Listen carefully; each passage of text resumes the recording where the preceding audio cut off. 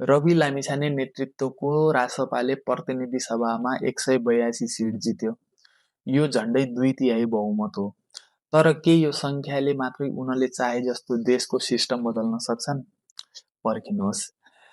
खेलमा एउटा यस्तो संवैधानिक चक्रव्यूह छ जसले यो शक्तिशाली सरकारलाई पनि निकै कठिन मोडमा पुर्याउन सक्छ। त्यो अवरोधको नाम हो राष्ट्रिय सभा अर्थात् नेशनल एसेम्ब्ली। नेपालको संघीय संसदमा दुईवटा सदन छन्। तल्लो सदन अर्थात् प्रतिनिधि सभा जसमा रासोपासँग 182 सिट छ। तर माथिल्लो सदन अर्थात् राष्ट्रिय सभा जसमा रासोपाको उपस्थिति शून्य छ। राष्ट्रिय सभामा अझै पनि नेपाली काङ्ग्रेस, एमाले र माओवादी जस्ता पुराना दलहरूकै वर्चस्व कायम छ।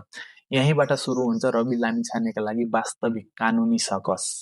संविधानको धारा 274 ले भन्छ प्रत्यक्ष निर्वाचित कार्यकारी प्रणालीमा जान वा कुनै पनि ठूलो संवैधानिक परिवर्तन गर्न दुवै सदनको संयुक्त 2/3 बहुमत चाहिन्छ। अर्थात् 334 सदस्य मध्ये कम्तीमा 223 मत आवश्यक पर्छ। प्रतिनिधि सभामा 182 भएर मात्र पुग्दैन। राष्ट्रिय सभामा पनि 2/3 चाहिन्छ। यसको अर्थ ठूला परिवर्तन गर्नका लागि रविले अझै पनि तीनै पुराना दलहरूको समर्थन लिन बाध्य हुनेछन्, जसलाई उनी विस्थापित गर्न चाहन्छन्। अख्तियारका आयुक्त वा न्यायालयका न्यायाधीशहरूलाई हटाउन महाअभियोग लगाउनु पर्नेछ। यसका लागि पनि राष्ट्रिय सभा र प्रतिनिधि सभा दुवैतिर 2/3 अनिवार्य छ। राष्ट्रिय सभामा उपस्थिति नहुँदा सरकारले चाहेर पनि यी निकायका प्रमुखहरूलाई तुरुन्तै फेर्न वा उनीहरूमाथि कानुनी दबाव बढाउन सक्दैन। अर्थात् सिस्टमभित्रका पुराना जडहरू उखेलेर यो संसदीय गणित मुख्य बाधक बन्नेछ। तर सबै बाटो बन्द भएको भने छैन। 182 सिटको शक्तिले नयाँ ऐन र बजेट ल्याउन कसैले रोक्न सक्दैन। प्रशासनिक सुधार र विकासका बाधक साना साना कानुनहरू फेर्न उनीहरूसँग पूर्ण अधिकार हुनेछ।